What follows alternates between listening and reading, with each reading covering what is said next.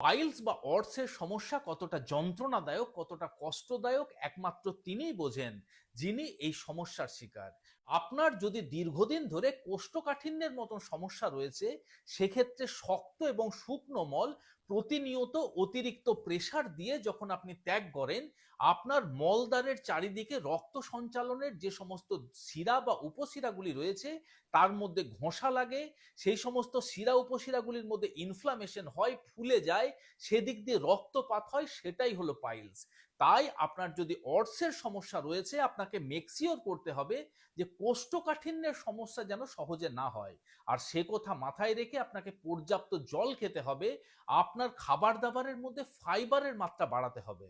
শুধুমাত্র কোষ্ঠকাঠিন্য নয়, একজন মানুষ দীর্ঘদিন ধরে যদি ডায়রিয়ার সমস্যায় ভুগছেন, সেক্ষেত্রেও কিন্তু তার এই পাইলস হওয়ার সম্ভাবনা থাকতে পারে। এছাড়া আপনি এমন জায়গাতে যদি কাজ করছেন যেখানে প্রতিনিয়ত প্রচুর ভারী ভারী জিনিস বইতে হয়, সেক্ষেত্রে আপনার পাইলসের সমস্যা হতে পারে।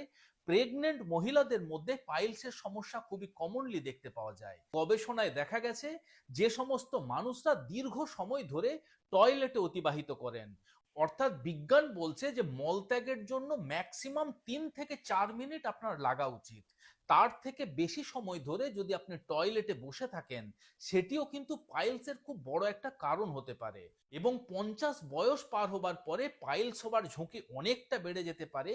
এছাড়া যারা ওবেসিটি বা ওভারওয়েটের সমস্যায় ভুগছেন, তাদের ক্ষেত্রে পাইলসের সমস্যা হতে পারে।